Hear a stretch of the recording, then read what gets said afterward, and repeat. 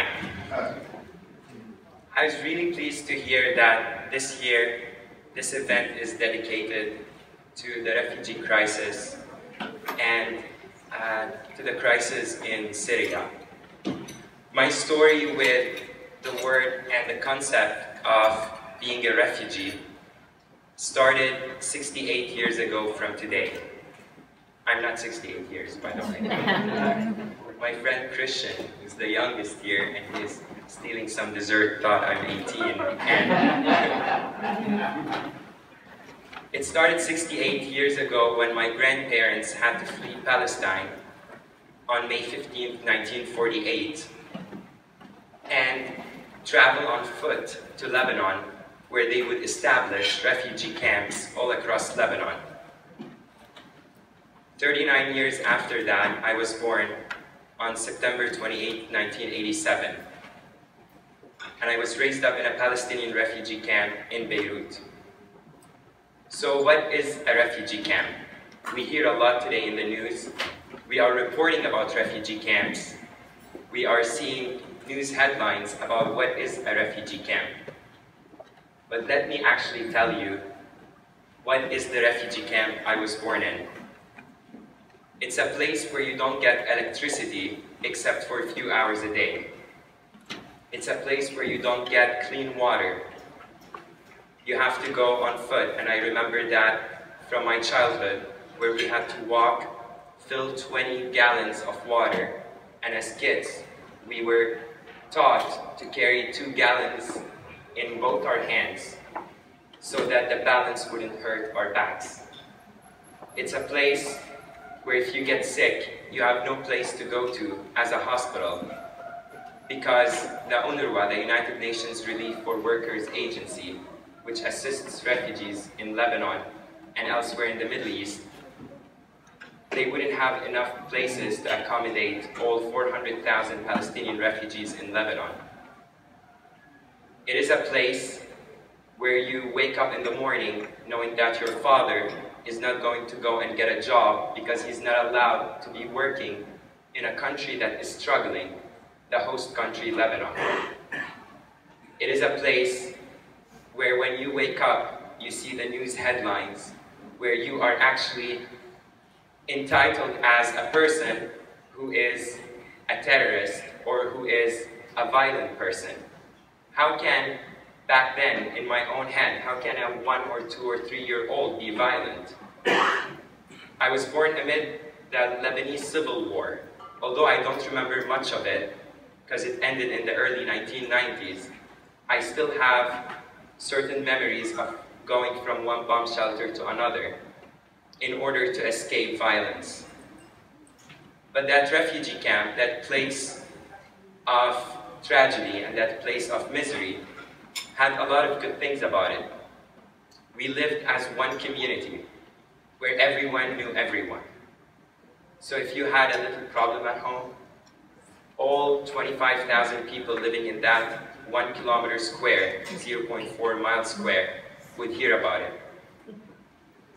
If you got sick, someone there would take care of you, because there's no hospital to take you in, but there is an elderly person who has some remedies, and I still do them until today, like when I get a pimple. That refugee camp taught me a lot. It taught me a lot about kindness, love, and unity among our community.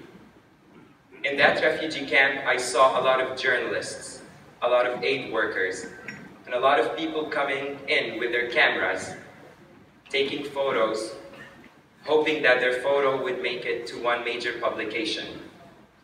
Sometimes I did feel like I'm being abused by just having to pose in front of a camera so that I can assist in actually raising awareness about the state of my people.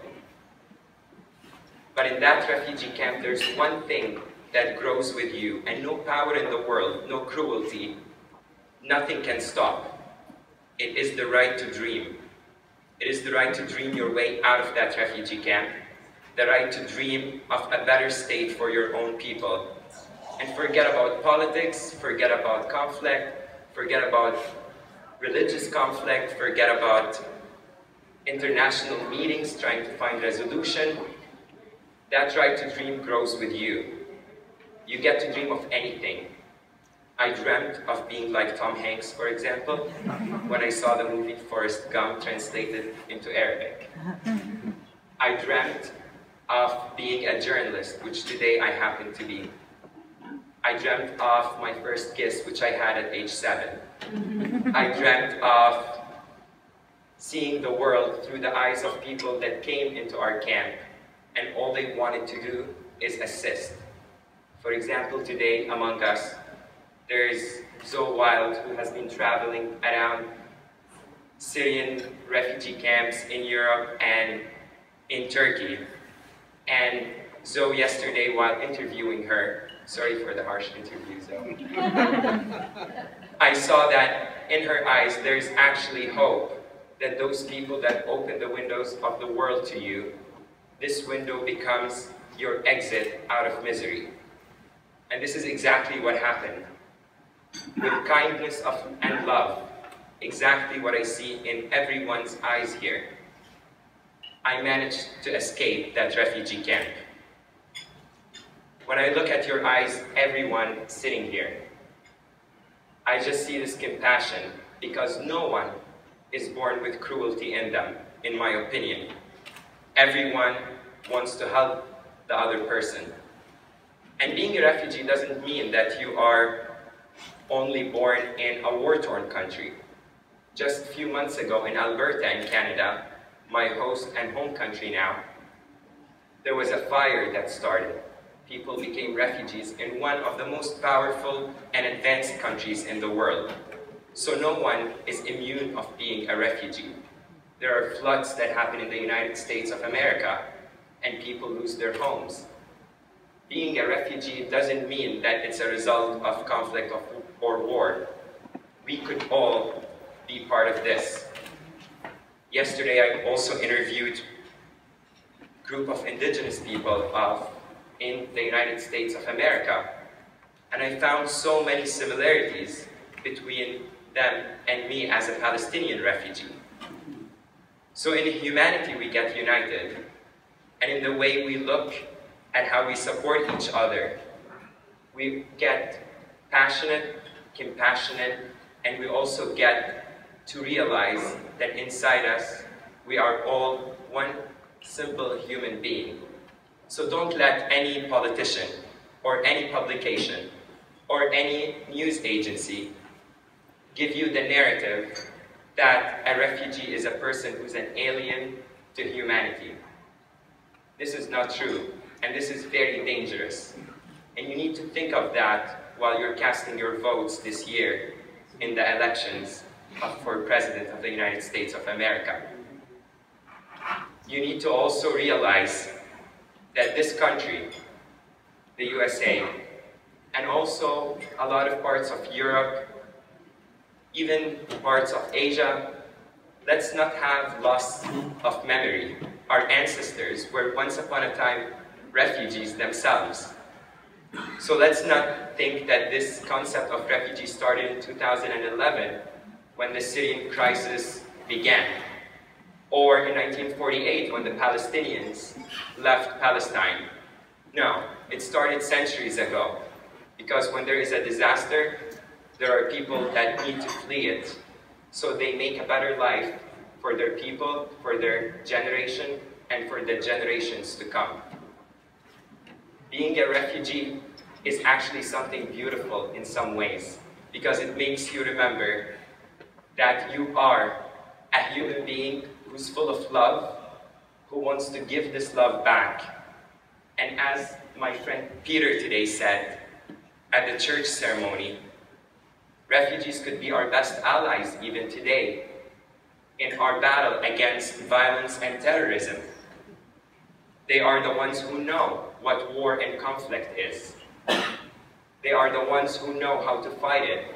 They're the ones who know how harsh and how difficult it is, and how it destroys not only one generation, but so many generations that to come. Thank you so much for listening to me speak for the last few minutes. Very good.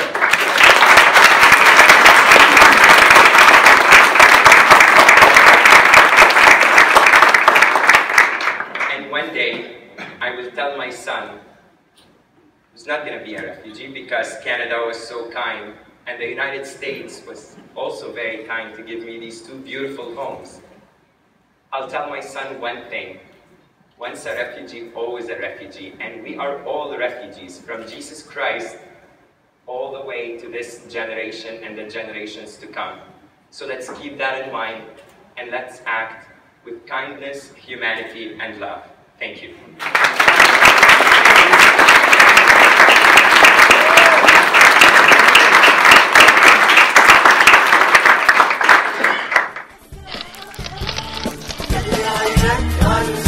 خلي عينك